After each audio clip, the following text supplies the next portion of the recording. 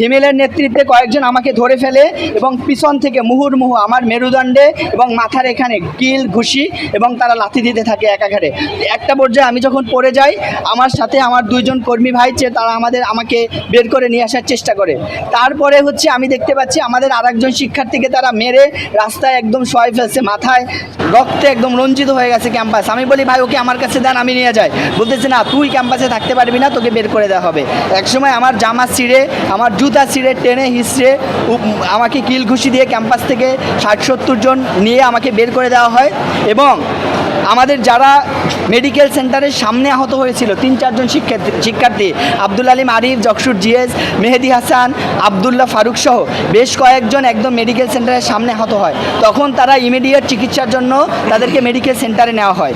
Medical সেন্টারে নেওয়ার পরে 5 থেকে 7 মিনিট পরে বা একটু সময়ের এদিক ওদিক হতে পারে, তারা মেডিকেল সেন্টারে যায় এবং মেডিকেল সেন্টারে ভাঙচুর করে এবং মেডিকেল সেন্টারে যে বেড ছিল, বেড তুলে তারা আমাদের যকসুর কার্যনির্বাহী সদস্য মেহেদির গায়ে এমন জোরে আঘাত করে, মেহেদি প্রায় সেন্সলেস হয়ে যায়। এবং একটা কাঠ দিয়ে আমার যকসুর সদস্য আবদুল্লাহ ফারুকের পায়ে গুরুতরভাবে আঘাত করেছে, পা হয়তো বা ভেঙে গুরুতরভাবে ইনজুরি হয়েছে। এক্সরের জন্য এক্সরের রিপোর্ট আসলে আমরা আপনাদেরকে দেখাতে পারবো। ছাত্র শক্তির সেক্রেটারি আমাদের শাহিন মিয়াকে গুরুতরভাবে জখম করা হয়েছে তার মাথায়। আমাদের আরও কয়েকজন শিক্ষার্থী এখানে আছে, খুবই খারাপ অবস্থা। যকসুর জিএস, যিনি 17,000 শিক্ষার্থীর নির্বাচিত প্রতিনিধি, তার চোখে এমনভাবে আঘাত করা হয়েছে, চোখ কেটে 2টা পাল্লা আলাদা হয়ে গেছে। পরবর্তী ডাক্তাররা এখানে এসে সেলাই দিয়ে 2টা পাল্লা যুক্ত করেছে। এটার প্রমাণ আছে, ভিডিও আছে, আপনারা দেখতে পারবেন। আমাদের সেনাবাহিনীর কাছে দেওয়া হয় এই টাকার সিকিউরিটি থাকবে এবং শিক্ষার্থীরা তাদের কাজটা বুঝে পাবে। কিন্তু ছাত্রদল চাচ্ছে তাদের পছন্দের এবং তাদের যে ঠিকাদারি প্রতিষ্ঠান আছে এটার মাধ্যমে তারা কাজ করিয়ে এখান থেকে মোটা অঙ্কের একটা টাকা তারা এদিক ওদিক করার জন্য তারা মূলত এই হামলা চালিয়েছে এবং সেনাবাহিনীর কাছে এই কাজটা দিতে চাচ্ছে না। আপনারা এখানে জাতীয় মিডিয়া আছেন, আপনারা জাতির বিবেক, এই দেশের বিবেক, আপনারা এখন প্রক্টর অফিসে যান, আইটি সেলে যান, প্রত্যেকটা সিসি ক্যামেরা নেন। কোথাও যদি দেখাতে পারেন যে আমরা উস্কানিমূলক কারো উপরে হামলা করেছি অথবা অশোভন কিংবা ক্যাম্পাসের শান্তি শৃঙ্খলা লঙ্ঘন এমন কিছু করেছি, তার দায়ভার আমরা গ্রহণ করি। এখন পর্যন্ত আমরা এটা শিওর না, যেহেতু আমি নিজে আহত, তবে 50 অধিক শিক্ষার্থী আহত।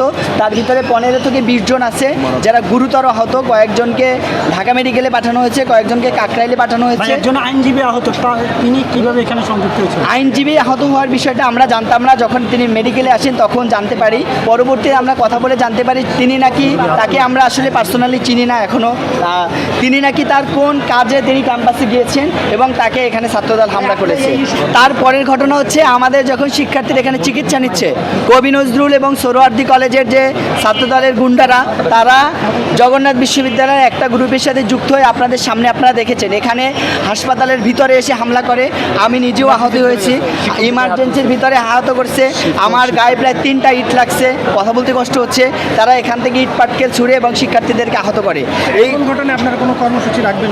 এই ঘটনায় আমাদের শিক্ষার্থীরা যেহেতু অসুস্থ, আমরা তাদেরকে ট্রিটমেন্ট দিচ্ছি, তবে প্রাথমিক চিকিৎসা এবং যাদের বেশি ট্রিটমেন্ট দরকার আমরা বড় হাসপাতালে ঢাকা মেডিকেলে পাঠাচ্ছি।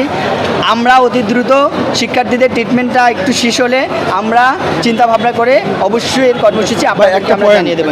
ইএফটি ফার্স্টের সাথে ট্রেড করুন যে কোনো জায়গা থেকে, ক্যাম্পাসে ক্লাসের ফাঁকে, ঢাকার জ্যামে বসে কিংবা ঘরে বসে। ট্রেডিং এখন হাতের মুঠোয়, তাই ট্রেড করুন যখন খুশি, যেখানে খুশি।